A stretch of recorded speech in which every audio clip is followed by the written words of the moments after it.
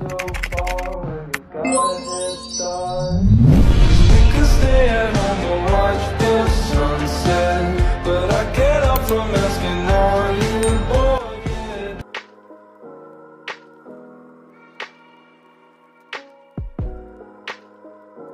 Landasan pendidikan adalah tumpuan, dasar, atau asas konseptual yang menyelubungi pendidikan secara keseluruhan.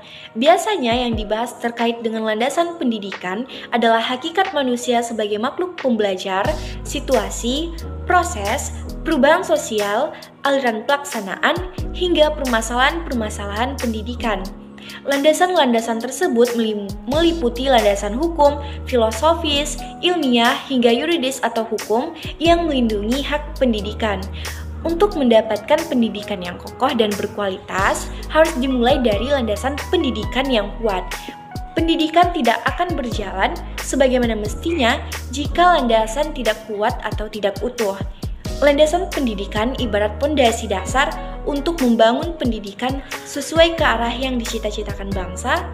Tentu kita tidak ingin mencetak generasi penerus hanya dengan berpedoman pada nilai yang dihasilkan saja.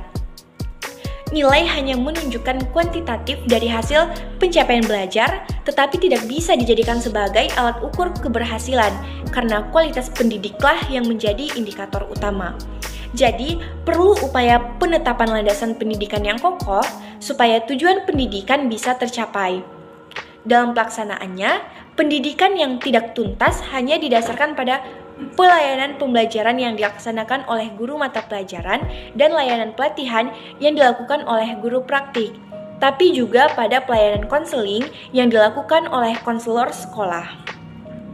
Melalui layanan konseling, konselor akan membantu terwujudnya kehidupan kemanusiaan yang membahagiakan melalui tersedianya pelayanan bantuan dalam pemberian dukungan, perkembangan, dan pengatasan masalah agar peserta didik berkembang secara optimal, mandiri, dan bahagia. Landasan sosial budaya merupakan landasan yang dapat memberikan pemahaman kepada konselor tentang dimensi kesosialan dan dimensi kebudayaan sebagai faktor yang mempengaruhi terhadap perilaku individu. Seseorang individu pada dasarnya merupakan produk lingkungan sosial dan budaya di mana ia hidup. Sejak lahir, seseorang sudah dididik dan diajarkan untuk mengembangkan pola perilaku sejalan dengan tuntutan sosial budaya yang ada di sekitarnya. Kegagalan dalam memenuhi tuntutan sosial budaya dapat mengakibatkan seseorang tersingkir dari lingkungannya. Lingkungan sosial budaya yang melatar belakangi dan melingkupi individu berbeda-beda, sehingga menyebabkan perbedaan pula dalam pembentukan perilaku dan kepribadian yang bersangkutan. Apabila perbedaan dalam sosial budaya ini tidak dijembatani dengan baik, maka tidak mustahil akan timbul konflik internal maupun konflik eksternal yang pada akhirnya dapat menghambat terhadap proses perkembangan kehidupan pribadi dan sosialnya. Landasan sosial budaya menunjukkan pentingnya gambaran aspek-aspek sosial budaya yang mewarnai kehidupan seseorang. Aspek sosial budaya inilah yang membentuk individu selain dari faktor pembawaan. Jika landasan ini menjadi bahan pertimbangan dalam memberikan pelayanan bimbingan dan konseling.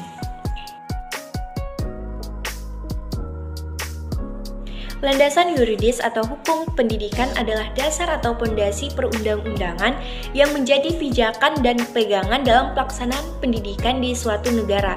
Landasan yuridis bukan semata-mata landasan bagi penyelenggaraan pendidikan, namun sekaligus dijadikan alat untuk mengatur sehingga penyelenggaraan pendidikan yang menyimpang dengan landasan yuridis tersebut dikenakan sanksi. Dalam praktek penyelenggaraan pendidikan, tidak sedikit ditemukan penyimpangan. Memang, penyimpangan tersebut tidak begitu langsung, tapi dalam jangka panjang bahkan dalam skala nasional dapat menimbulkan kerugian. Bukan hanya secara material, tetapi juga secara spiritual. Penyelenggaraan pendidikan yang sangat komersial dan instan dapat merusak pendidikan sebagai proses pembentukan watak dan kepribadian bangsa, sehingga dalam jangka panjang menjadikan pendidikan bukan sebagai sarana rekonstruksi sosial, tetapi dekonstruksi sosial. Meningkatnya teknologi di era globalisasi yang serba modern ini bisa kita terapkan pada dunia pendidikan sebagai fasilitas lebih dan serba canggih untuk memperlancar proses pembelajaran yang disampaikan. Penggunaan teknologi terbukti dapat meningkatkan minat belajar anak karena tampilan yang lebih menarik sehingga akan terhindar dari rasa jenuh selama mengikuti pelajaran.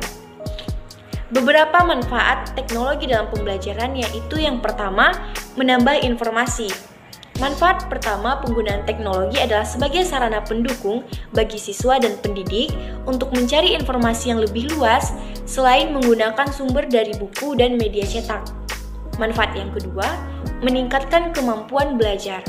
Hal ini terjadi karena informasi yang ada di internet lebih update sehingga para siswa bisa dengan mudah mengakses informasi-informasi baru yang diperlukan di bawah pengawasan guru.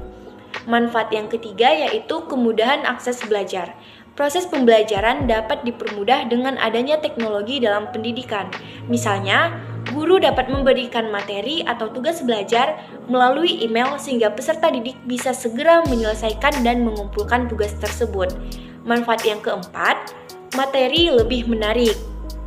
Penggunaan teknologi dalam pendidikan dapat membuat peserta didik lebih nyaman dan tidak terkesan jenuh atau monoton. Karena penyampaian informasi melalui teknologi yang canggih terlihat lebih variatif dan modern. Manfaat yang kelima, meningkatkan minat belajar. Informasi dan pengetahuan yang lebih lengkap serta akses yang lebih mudah dapat membuat siswa lebih minat dalam melaksanakan pembelajaran. Penggunaan teknologi dalam pendidikan memang memiliki beberapa manfaat untuk kelangsungan pembelajaran. Namun, di sisi lain, kita harus tetap mengawasi saat memanfaatkan teknologi. Karena mudahnya informasi yang diakses, tidak hanya informasi positif yang dapat diambil, tetapi banyak juga informasi-informasi yang negatif.